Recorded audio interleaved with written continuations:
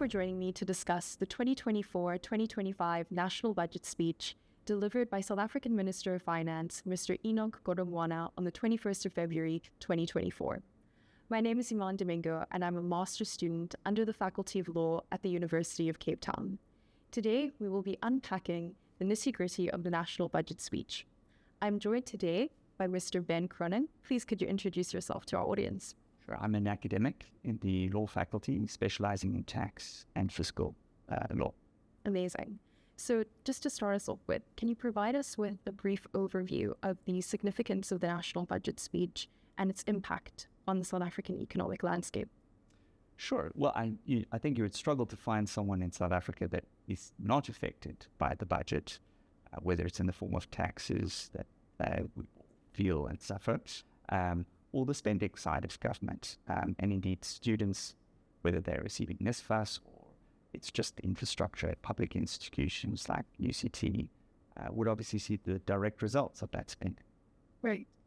And to bring this more in view of being student-centered, how does the budget speech impact the allocation of student funding at higher educational institutions in South Africa, but perhaps more pertinently, UCT? So, again, important to emphasize, we're a public higher education institute, so we do receive substantial funding from the national government. It comes both directly and indirectly. So we receive grants, which used to play a greater role in the total funding of universities and are sometimes on bespoke topics or issues. The other form of funding, which is now quite a significant one, is indirect through NSFAS, which is fees, right? Indirect payment of fees. There's also payments made by government for research, and so there are other indirect payments. What's being proposed by the Minister of Finance is not a dramatic reduction in total spending on higher education, but a reduction on university funding to universities and funding on NSFAS. So this is quite a big shift from the last 10 years. We've seen a massive escalation in funding of NSFAS, but there's going to be, it would appear, or at least it's proposed at this stage, a reduction. Right. And I think that conversation surrounding fees and NSFAS is something that has formed part of the architecture of attending a higher educational institution. So with that being said, are there any specific allocations or changes in funding that could affect the quality of education that students are currently receiving or have received? Sure. I mean, I think that reductions in funding wouldn't necessarily directly result in a reduction in the quality of higher education, which at UCT I think is excellent. Right. And I naturally would. But I think that seeing a spectrum of funding at a university, public and private, from a variety of sources, whether it's fees or grants or research, might mean that the priorities, the direction, the choices that universities make might subtly change. But also funding to NSFAS, if it does contract, it's not yet clear how that would directly impact students, because it might result in a reduction in the total number receiving. It might result in a reallocation of the money. There have been subtle changes to the program, for instance, funding for residences or for living allowances. So we've yet to find out if the proposed cuts, what that would look like for actual student funding. And we can't not acknowledge the fact that this is an election year. So many people have commented that this budget is quite conservative in comparison to previous budgets. Would you agree with that? Yes. I mean, I find it tricky to... So the budget is essentially prepared by permanently employed civil servants who I like to think are not totally immune from the electoral process, but whose horizon and view is much further than the budget process, and in fact much further than the election cycle, and is geared to this indefinite running of the budget. But I think it would be very difficult to deny the role of populist and indeed politics in the budget process. And I think that can be seen in how NSFAS has received dramatic increases over the last decade. I found it interesting that National Treasury a year ago was suggesting that the social distress grant would not continue. And now the Minister of Finance is saying not only will it continue, but it may actually increase in the near future. And it's hard not to come to the conclusion that an election might have influenced that decision.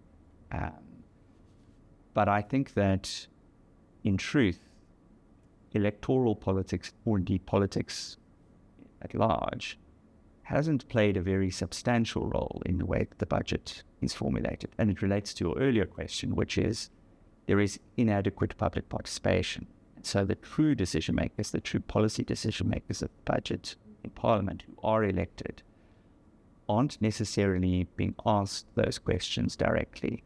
Right.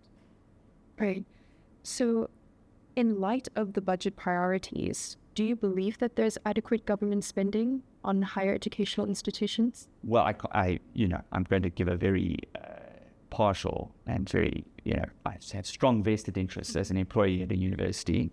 I think every sector would say they need more funding. Of course. The way I would sort of frame it is, I think that given inadequate public participation in the budget process, I think that all sectors, including ours, should take up that opportunity to illustrate the need, but also how stated government policy objectives could be met with greater funding, including in our sector. Right.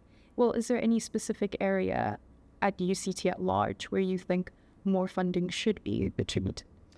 Yes, well, I think the thing is, so returning to our sources of funding, albeit that we're a public higher education institute, our funding comes through direct government grants, indirect fee support, but also private funding. So some fees are paid privately, and fees are centrally important to universities. But also we receive private research funding as well as public research funding. So I think the question that might be asked in the context of funding and priorities at universities is, if the government doesn't give direct or reduces its direct support, financial support for universities, whether those decisions that they take in future about their priorities are public in nature or more private. Right. Because there's a spectrum of funding, and if the source of funding is greater from private sector, then it's quite likely that those funders are going to be influencing strongly the future decisions of universities. And I think it's a complicated thing because it's not easy to distill, when you have multiple streams of funding, what the priorities of a university are going to be. It's quite complicated. Definitely. And I think to bring the conversation more towards the alumni and perhaps students who are on the cusp of graduating, with these proposals in the budget speech, is this something that students should be fearful of, hearing how government has decided to spend for the upcoming year? Also, speaking specifically to law students, my experience has been that even in downturns in the economy, law students have tended to prosper. And for whatever reason it is, that law students are highly in demand in a plethora of sectors, whether it's government, private sector, or in practice. And it's noticeable that if one looks at a cross-section of society, the senior executive positions in any government department or a big company, there's a surprisingly large number of lawyers, not least in the list of top 10 wealthiest South Africans. There's a disproportionate number of lawyers. Right.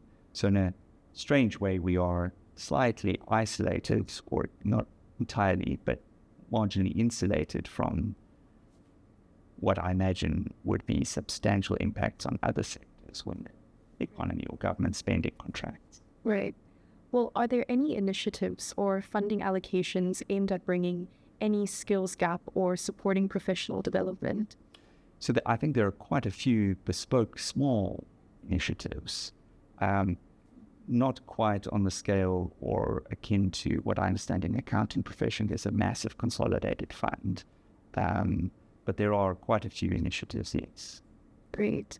And based upon the budget proposals, what is the anticipated impact on the job prospects for graduates? I know we've touched on it from a legal side, but I think more at large. Yeah, look, I think there would be something for an economist to answer, but I genuinely think that the continued contraction of government spending, particularly on things like infrastructure, is unsustainable. And one need only look at how construction companies, listed construction companies in South Africa, have fared. It has a dramatic impact. So on engineering, particular sectors.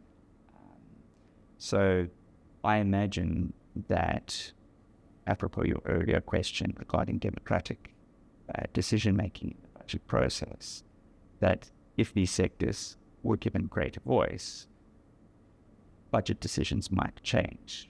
Right. And those changes might not happen when budgets are announced, but it might be in a much perhaps messier form in parliamentary process, where elected officials who have to answer to us actually have to produce solutions to some of these dynamics. Right. Funding ESCOM, fixing water infrastructure in South Africa, road infrastructure. Right. And just to digress for a moment, would you say that that's a gap or an issue that we have as a democracy, that our elected government officials aren't necessarily the individuals who are drafting the budget? Yes. So I mean, that's an exquisite question. So is our budget process democratic lawmaking, right? I mean, the 1994 breakthrough, I mean, there's much frustration in our society about how much of a transition that amounted to, but I think very few people can deny it resulted in massive democratic changes. Right. And most laws in our society, I think, go through a much more inclusive and democratic process, not only being drafted, but finalized and turned into law. The budget, however, remains a small section of lawmaking that has largely been insulated from democratic critique. True. And indeed, even our language. So commentators, even journalists, would describe the budget as being decided by the Minister of Finance or National Treasury, Right. which is not technically accurate, but also has an important underlying question about how democratic it is. And we return to the central question, which is, in lawmaking, who is making the ultimate decision? Is it us? Exactly. So as a commercial law student, and you obviously as an academic and somebody that has vast experience in this field, how do you think the budgetary decisions and policies discussed on a national level align with the principles of commercial law? Well, I think increasingly commercial lawyers are involving themselves in discussions about the budget and process. So typically we were siloed because there was a clear focus on tax legislation, but increasingly on the spending side of things as well. And so I think there's a growing relevance, and I think our particular specialization as commercial lawyers is definitely being recognized and playing a greater role in the process. Right. And if we were to discuss the long-term implications of this particular budget, what would you say they are? What could it look like?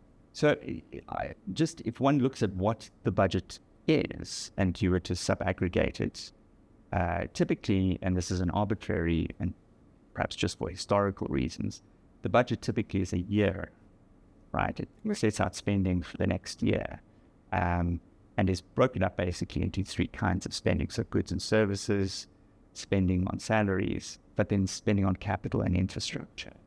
And I think if you look at the long term, it's the infrastructure side, the capital spending, which, for instance, if you were to build a large power plant, which might take 10 years to build, a single budget isn't going to get it done, whereas an employment contract or goods and services that are consumed in a year, an annual budget covers it.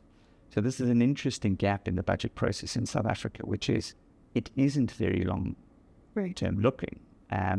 So National Treasury introduced this notion of a sort of 3-year horizon, medium-term expenditure, but that's not a decision. That's proposals that are made.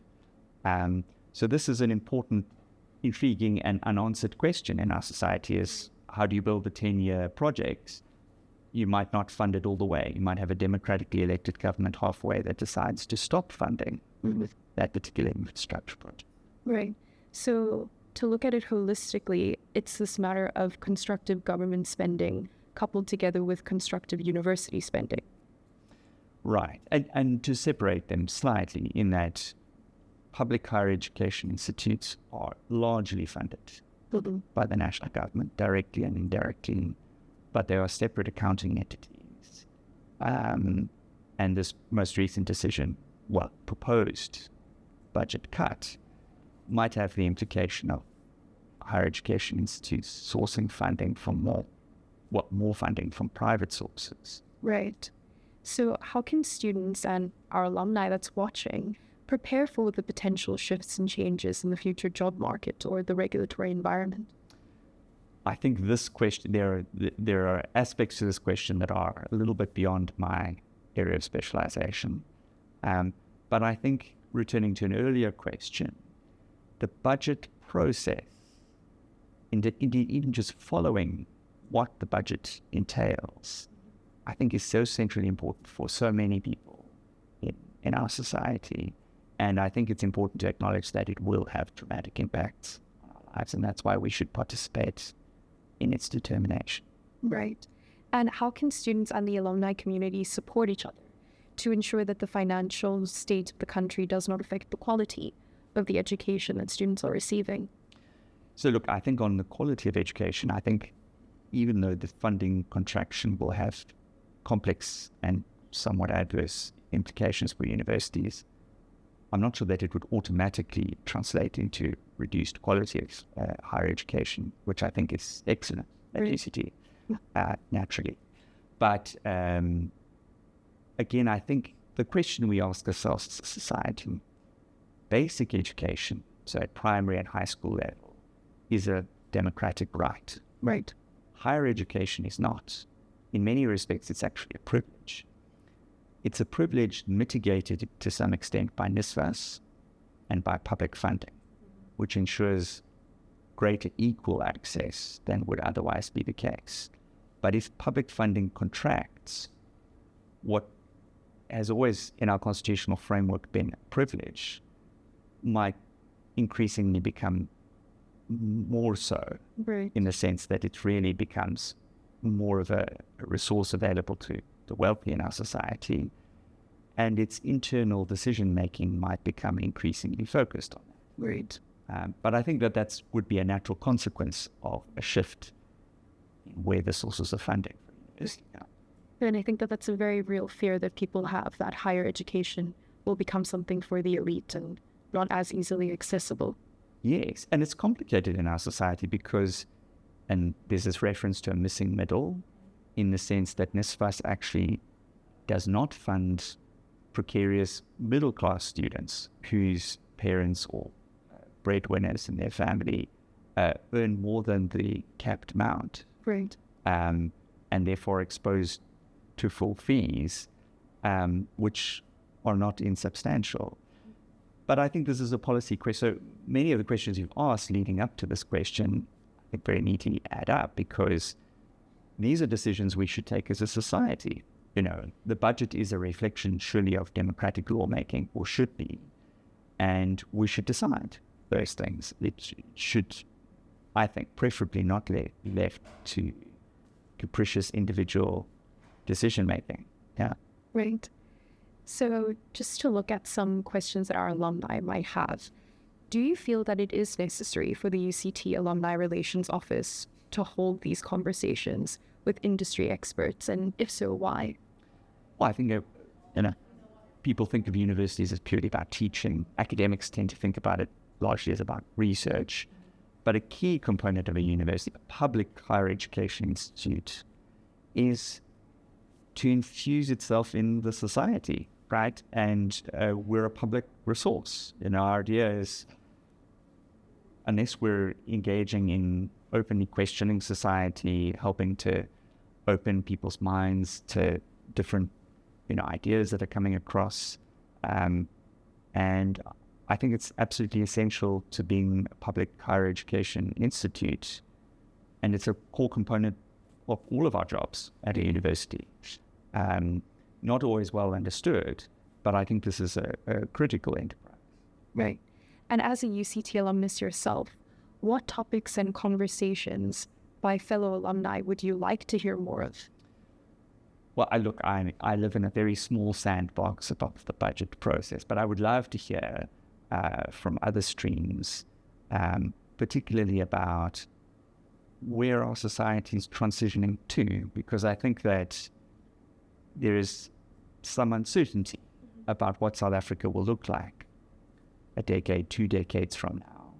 I think there are a lot of open questions about the sustainability of such high levels of inequality in our society. I think our democratic process is very likely to, incur significant shifts.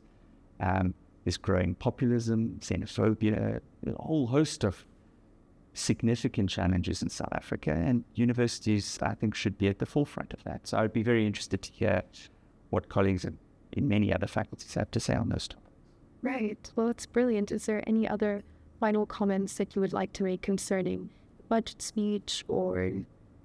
Yes, well, let's move it just beyond the speech. Right. Let's ask people to comment on the budget, be involved. Voting is not the only act within a democracy. You should also participate in lawmaking. It may not change it, but it might. Right. I think that's a big takeaway from our conversation today, is to get people to join the conversation, to be active in policy making, to really just engage with what is being told to them. Yes, and how important the budget is. Exactly. Yeah. Great. I agree. Great. So thank you so much for availing yourself to having this conversation and so eloquently unpacking what the budget actually means. I look forward to using a lot of this knowledge that we've spoken about today in the future of my studies. So thank you very much for joining us. Thank you. Thank you for tuning in and listening and joining the conversation with us. We encourage you to follow us at UCT Alumni.